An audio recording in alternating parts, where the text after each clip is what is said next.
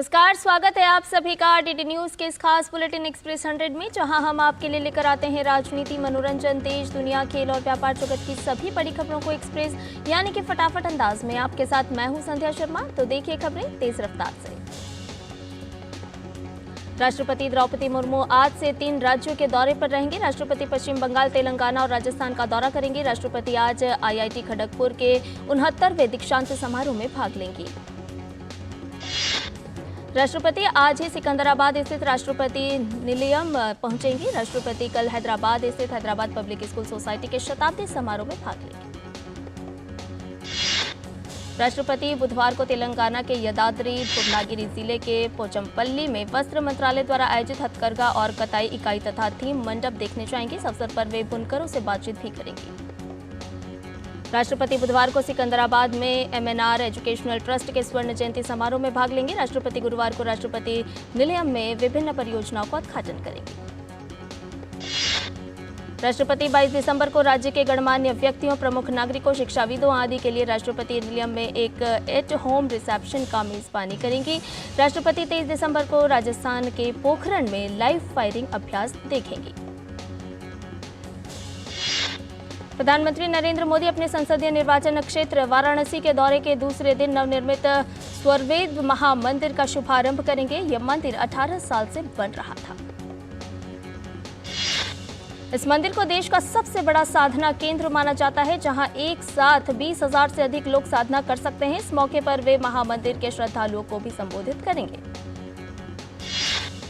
प्रधानमंत्री नरेंद्र मोदी आज सेवापुरी विकास खंड के बरकी ग्राम सभा में विकसित भारत संकल्प यात्रा कार्यक्रम में शामिल होंगे। इसके अलावा वो 19,150 करोड़ रुपए लागत की 37 विकास परियोजनाओं का लोकार्पण और शिलान्यास करेंगे।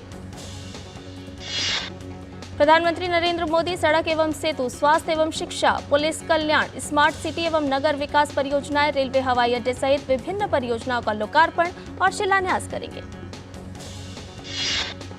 इसके अलावा प्रधानमंत्री नरेंद्र मोदी आज वाराणसी से नई दिल्ली के लिए एक और वंदे भारत एक्सप्रेस को हरी झंडी दिखाकर रवाना करेंगे। संसद के शीतकालीन सत्र का यह आखिरी सप्ताह है। लोकसभा में पोस्ट ऑफिस संशोधन विधेयक 2023 पर चल रही चर्चा आज भी जारी रहेगी। केंद्रीय गृह मंत्री अमित शाह भारतीय न्याय द्वितीय संहिता 2023, भारतीय नागरिक सुरक्षा द्वितीय संहिता 2023 और भारतीय साक्ष्य द्वितीय विधेयक 2023 को चर्चा और पारित करने का प्रस्ताव करेंगे। इन तीनों विधेयकों पर सदन में एक साथ चर्चा होगी। वहीं राज्यसभा में गृह मंत्री अमित शाह जम्मू और कश्मीर पुनर्गठन दूसरा संशोधन विधेयक 2023 और केंद्र शासित क्षेत्र सरकार संशोधन विधेयक 2023 को चर्चा के बाद पारित करने का प्रस्ताव करेंगे। इन विधेयकों के पारित होने से जम्मू कश्मीर विधानसभा और पुडुचेरी विधानसभा में भी 33% महिला आरक्षण लागू हो सकेगा। लोकसभा पहले ही इन दोनों विधेयकों को पारित कर चुकी है। इसके बाद वित्त मंत्री निर्मला सीतारमण विनियोग विधेयक संख्या 3 2023 और विनियोग विधेयक संख्या 4 2023 को चर्चा के बाद लोकसभा वापस भेजने का प्रस्ताव रखेंगी। एक देश एक चुनाव पर विचार करने के लिए पूर्व राष्ट्रपति रामनाथ कोविंद के नेतृत्व में गठित उच्च स्तरीय समिति की बैठक आज होने की उम्मीद है। बैठक में अब तक हुई प्रगति की समीक्षा की जाएगी। साथ ही राजनीतिक दलों की प्रतिक्रियाओं का भी विचार किया जाएगा। आज की अनौपचारिक बैठक के लिए लिखित एजेंडा जारी नहीं किया गया है, पर इसमें राजनीतिक दलों से प्राप्त प्रतिक्रियाओं पर चर्चा हो सकती है।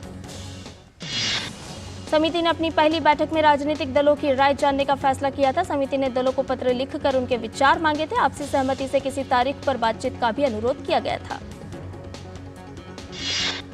समिति ने पार्टियों को उनकी प्रतिक्रिया जानने के लिए एक रिमाइंडर भी भेजा था। समिति ने एक साथ चुनाव कराने पर विधि आयोग का विचार भी सुना है। इस मुद्दे पर दोबारा विधि आयोग को बुलाया जा सकता है।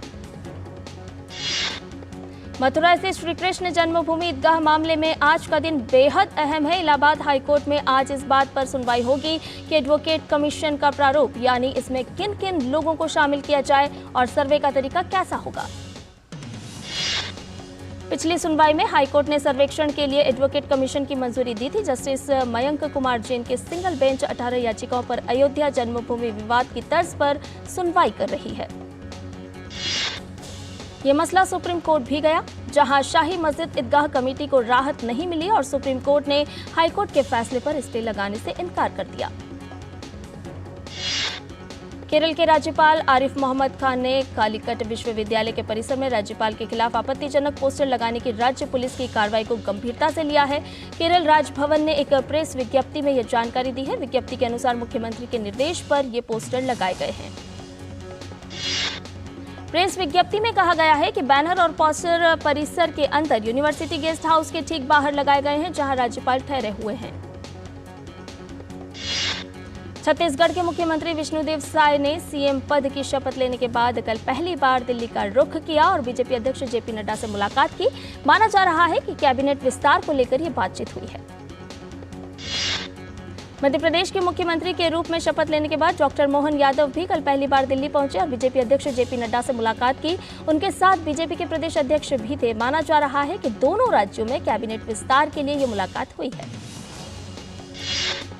तमिलनाडु में भारी बारिश की वजह से कई जिलों में जल भराव की समस्या खड़ी हो गई है। भारी बारिश की वजह से थूथुकुडी जिले के जिला कलेक्टर ने आज जिले में सभी सरकारी और प्राइवेट कॉलेजों में छुट्टी की घोषणा की है। तिरुनेलवेली, कन्याकुमारी, थूथुकुडी और तेनकाशी जिलों में भारी बारिश के कारण स्कूल बंद है। तिरुनेलवेली जिले के बाढ़ प्रभावित लोगों को आश्रय शिविर में ले जाया गया है।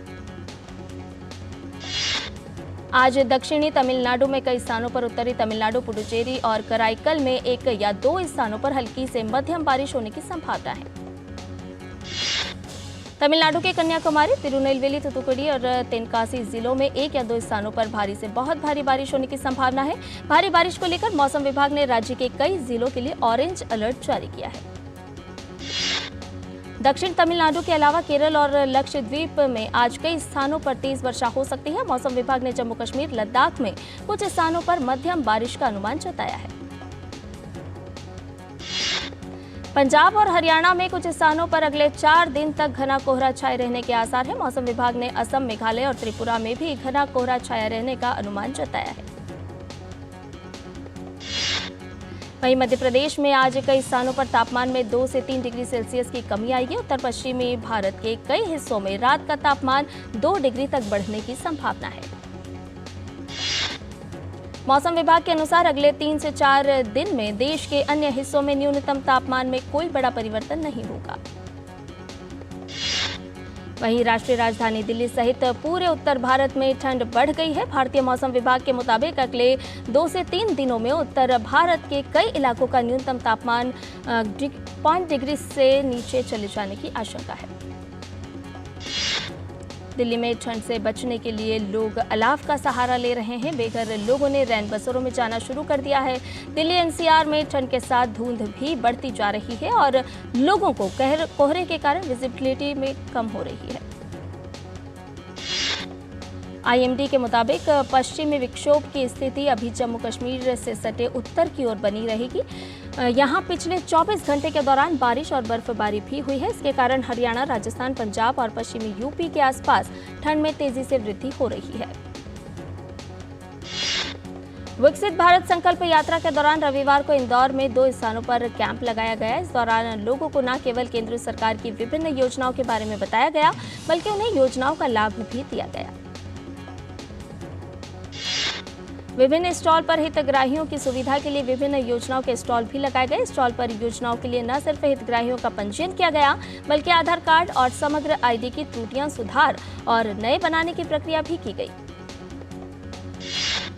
इंदौर में लगे दोनों कैंपों में लोगों के विकसित भारत की शपथ दिलाई गई। इस दौरान बड़ी संख्या में लाभार्थी मौजूद रहे। विकसित भारत संकल्प यात्रा उत्तराखंड के तमाम जिलों में पहुंच रही है, जहां लोगों को योजनाओं का लाभ मिल रहा है। सांसद रमेश पोखरियाल निशंक ने कहा कि जिले में लोगों को विभिन्न सरकारी योजनाओं का काफी लाभ हो रहा है, जिससे उनका जीवन बेहतर हुआ है। इस अवसर पर उज्ज्वला योजना के लाभार्थियों ने कहा कि उन्हें खाना बनाने में काफी सुविधा मिल रही है। लोगों ने केंद्र सरकार की योजनाओं की जमकर प्रशंसा की। वहीं टिहरी जिले के चंबा में 20 सूत्रीय क्रियान्वयन कार्यक्रम के प्रदेश उपाध्यक्ष राज्य मंत्री ज्योति प्रसाद गैरोला ने ग्रामीणों सरकार योजनाओं की विस्तार से जानकारी दी। उन्होंने कहा कि इस यात्रा के माध्यम से लोगों की समस्याएं भी सुनी जा रही हैं। इस अवसर पर पिपली गांव की स्वयं सहायता समूह से जुड़ी लाभार्थियों ने बताया कि गांव में दूध का कारोबार करने से उनकी आर्थिक स्थिति बेहतर हुई है। इसके अलावा अन्य योजनाओं का लाभ ले रहे ग्रामीणों ने भी अपने अनुभव साझा किए। वहीं उधम सिंह नगर जिले के गदरपुर ब्लॉक में यात्रा के पहुंचने पर कृषि, स्वास्थ्य, खाद्य आपूर्ति, ग्राम्य विकास सहित कई अन्य विभिन्न विभागों के द्वारा स्टॉल लगाकर लोगों को सरकार की जन कल्याणकारी योजनाओं की जानकारी दी गई। राजस्थान के सीकर के श्रीमाधोपुर इलाके में रविवार को एक कार और बस की टक्कर में 4 लोगों की मौत हो गई और 3 लोग घायल हो गए। पुलिस मौके पर पहुंची और सभी घायलों को नजदीकी अस्पताल ले जाया गया। पुलिस के अनुसार 3 शवों को मुर्दाघर में रखा गया है और एक अन्य व्यक्ति को अस्पताल ले जाया जा रहा था। रास्ते में उसकी मौत हो गई। 3 घायलों को जयपुर रेफर किया गया है। आगे की जांच चल रही है। केंद्रीय मंत्री डॉक्टर जितेंद्र सिंह का कहना है कि चालू वित्त वर्ष में अप्रैल से दिसंबर तक भारत के अंतरिक्ष स्टार्टअप्स में 1000 करोड़ रुपए से अधिक का निवेश हुआ है। बीते कारोबारी हफ्ते में देश की टॉप 10 कंपनियों में से 9 ने टोटल 2,26,391.77 लाख करोड़ की कमाई की है। इसमें टीसीएस ने सबसे ज्यादा कमाई की है। कंपनी का मार्केट कैप 85,494 करोड़ बढ़कर 14.12 लाख करोड़ हो गया है। शेयर बाजार में अगले हफ्ते तेजी देखने को मिल सकती है। Bank of Japan monetary policy, RBI MPC minutes, global economy data, FII flow, crude oil price और अपकमिंग आईपीओ पर बाजार की नजर रहेगी। और बुलेटिन में फिलहाल रुकने एक छोटे से ब्रेक के लिए जल्द हाजिर होंगे। आप बने रहिए डीडी न्यूज के साथ। पता है इन्वेस्टर्स के लिए कि इन्वेस्टर प्रोटेक्शन फंड होता है IPF, लेकिन अगर तुम्हारा ट्रेड एक्सचेंज पर एग्जीक्यूट नहीं हुआ या फिर कोई गारंटीड रिटर्न्स वाली स्कीम है तो ये IPF आपकी मदद नहीं कर सकता है।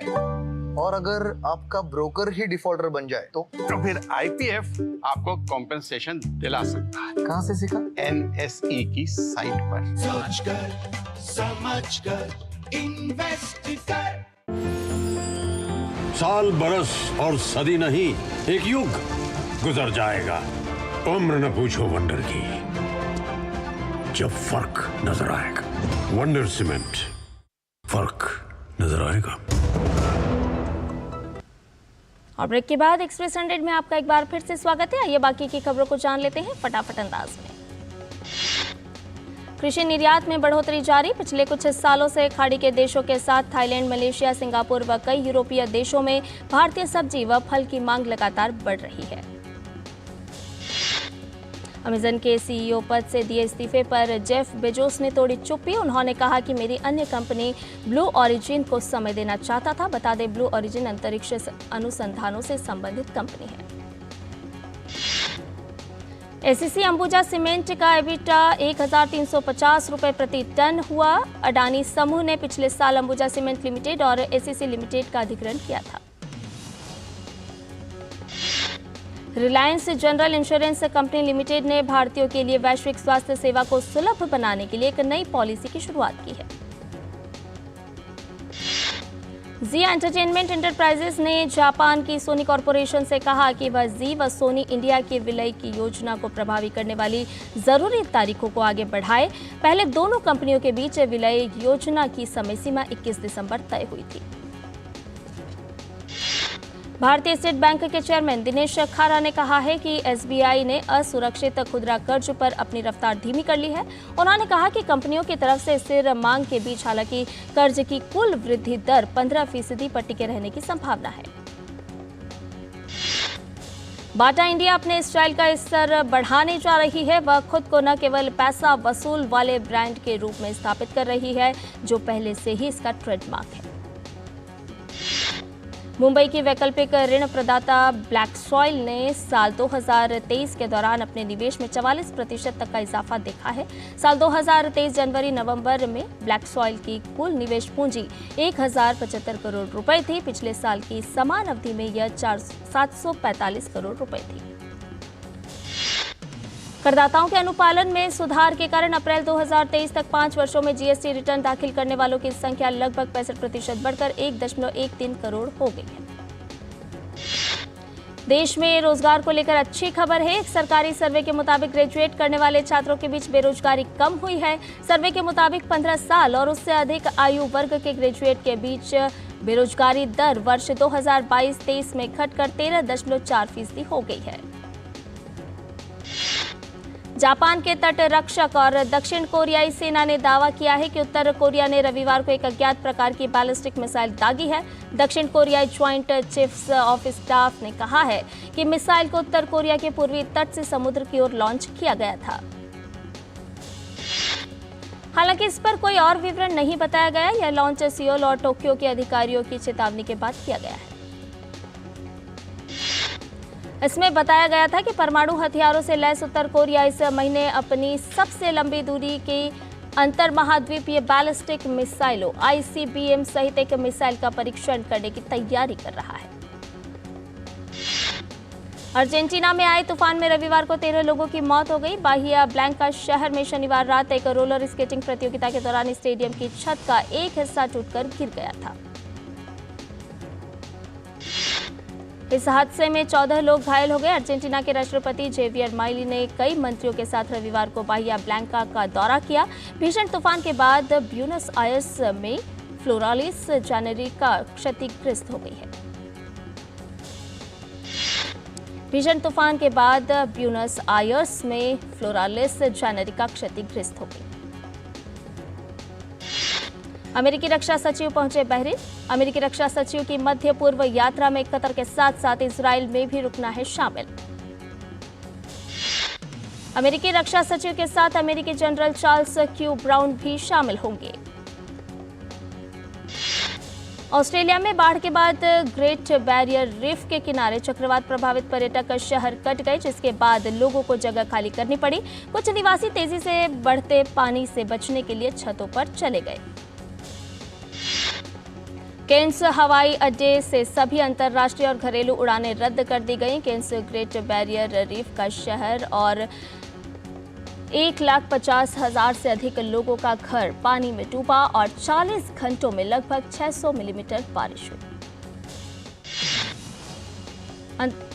यह दिसंबर के औसत 182 मिलीमीटर से 3 गुना से भी अधिक है। बाढ़ की चेतावनियां जारी की गई हैं क्योंकि नदियां खतरे के स्तर से ऊपर बनी हुई हैं। सर्बिया के विपक्षी दलों ने कल सत्तारूढ़ दल पर चुनाव में धोखाधड़ी का आरोप लगाया है। उन्होंने कहा कि देश के स्पेन पोल के शुरुआती नतीजे आने के बाद राज्य चुनाव आयोग से शिकायत करेंगे।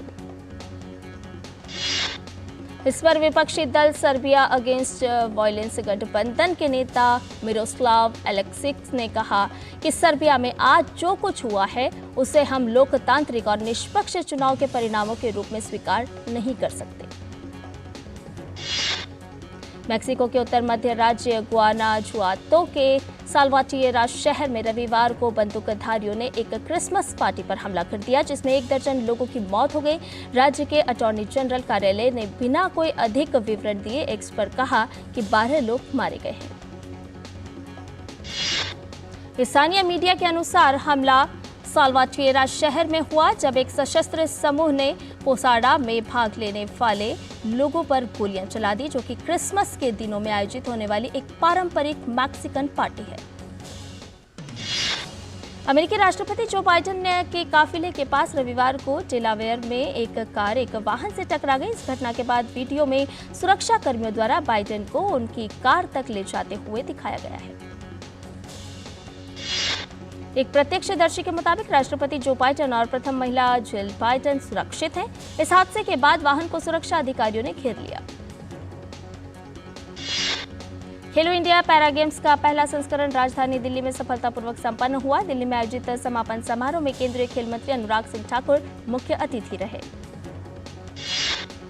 खेलो इंडिया पैरा गेम्स में हरियाणा ने कुल 105 पदक जीतकर पहला स्थान प्राप्त किया। वहीं उत्तर प्रदेश दूसरे और तमिलनाडु तीसरे स्थान पर रहा। भारत ने पहले एक दिवसीय मैच में दक्षिण अफ्रीका को 8 विकेट से हरा दिया। दक्षिण अफ्रीका से जीत के लिए मिले 117 रन के लक्ष्य को भारत ने 2 विकेट गंवाकर 17वें ओवर में हासिल कर लिया। और बुलेटिन में फिलहाल रुकने एक छोटे से ब्रेक के लिए जल्द हाजिर होंगे। मेरा काम वाइंडिंग का है, रिपेयरिंग का करता हूँ, मजदूरी का लाइन है। अब आज तो मेरा शरीर काम कर रहा है, कल मेरा शरीर नहीं काम करेगा तो मुझे कौन सपोर्ट करेगा?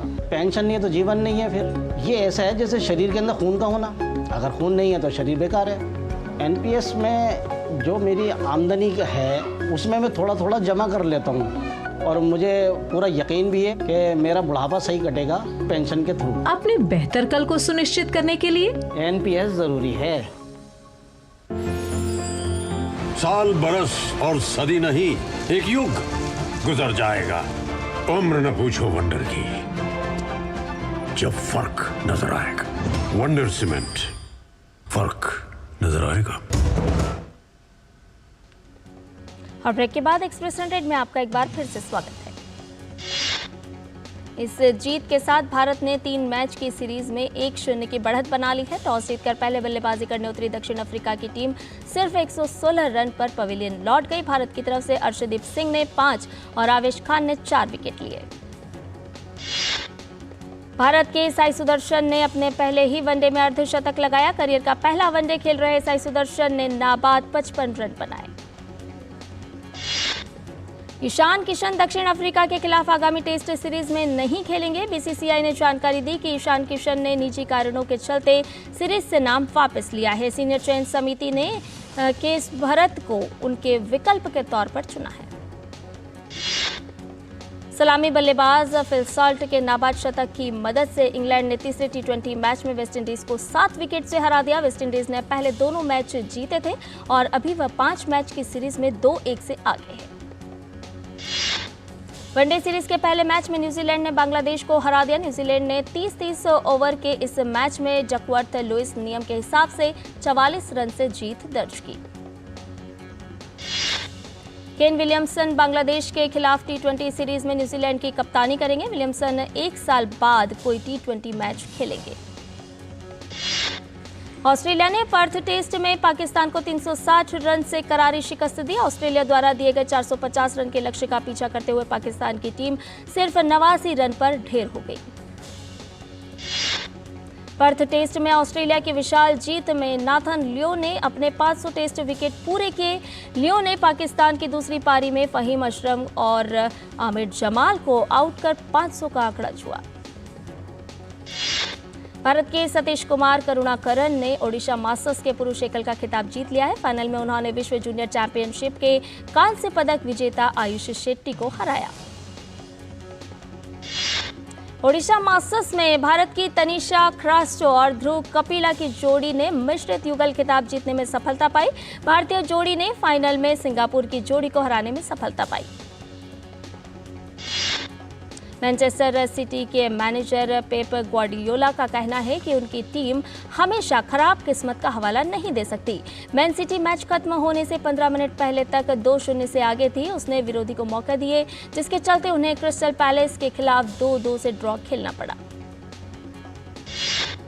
स्टीफन करी 3503 पॉइंट्स स्कोर करने वाले पहले एनबीए खिलाड़ी बन गए हैं। गोल्डन स्टेट वॉरियर्स की ब्रुकलिन नेट्स के खिलाफ मिली जीत में स्टीफन करी ने ये उपलब्धि हासिल की है। रणदीप हुड्डा ने एयरपोर्ट पर थामा पत्नी लिन का हाथ। सामने आया प्यारा वीडियो। बॉलीवुड एक्टर रणदीप हुड्डा और मॉडल लिन लैशराम ने 29 नवंबर को मणिपुर में शादी की थी। अभिषेक बच्चन और ऐश्वर्या राय बच्चन इन दिनों लगातार अपनी निजी जिंदगी की वजह से चर्चा में बने हुए हैं। हाल ही में कई मीडिया रिपोर्ट्स में कहा गया था कि दोनों के बीच सब कुछ ठीक नहीं चल रहा है। हालांकि दूसरे दिन भी अभिषेक के साथ दिखी ऐश्वर्या राय। शाहरुख खान की फिल्म डंकी 21 दिसंबर को बड़े पर्दे पर रिलीज होने वाली है। फिल्म की एडवांस बुकिंग की भी शुरुआत हो चुकी है। अब इन सब के बीच शाहरुख खान एयरपोर्ट पर स्पॉट हुए। एली ग्रेजुएट्स 2023 एक स्टार स्टडेड इवेंट था, जिसमें एंटरटेनमेंट और ग्लैमर इंडस्ट्री के कई स्टार शामिल हुए। इस इवेंट एनिमल फेम तृप्ति डिमरी, राधिका मदान, लीसा मिश्रा, ऋचा चड्ढा समेत इवेंट में छाए। करीना कपूर और सैफ अली खान की अभी हाल ही में नई तस्वीर सामने आई है। इन तस्वीरों में करीना कपूर और सैफ अली खान अपने दोनों बेटे तैमूर और जह के साथ दिखाई दिए। इन तस्वीरों को उनके फैंस काफी पसंद कर रहे हैं। कन्नड़ फिल्म बघीरा का टीजर रिलीज किया गया है। इसके कैप्शन में लिखा गया, जब समाज जंगल बन जाता है तो केवल एक शिकारी इंसाफ के लिए जो दहाड़ लगाता है वो बघीरा है। रोहित शेट्टी की upcoming web series Indian police force का टीजर शेयर कर दिया गया है। शिल्पा शेट्टी, सिद्धार्थ मल्होत्रा और विवेक ओबेरॉय का अंदाज पसंद किया जा रहा है। श्रेयस के करीबी दोस्त फिल्म प्रोड्यूसर सोहम शाह ने कहा कि श्रेयस तलपड़े की तबीयत में पहले से काफी सुधार है। बॉलीवुड एक्टर श्रेयस तलपड़े को 14 दिसंबर की शाम को दिल का दौरा पड़ा था। इसके बाद उन्हें अटैक आ गया और वे बेहोश हो गए थे, जिसके बाद उनकी एंजियोप्लास्टी करानी पड़ी थी। और एक्सप्रेस न्यूज में फिलहाल इतना ही। हमें दीजिए इजाजत, लेकिन डीडी न्यूज पर खबरों का सिलसिला लगातार जारी है। आप देखते रहिए डीडी न्यूज। नमस्कार।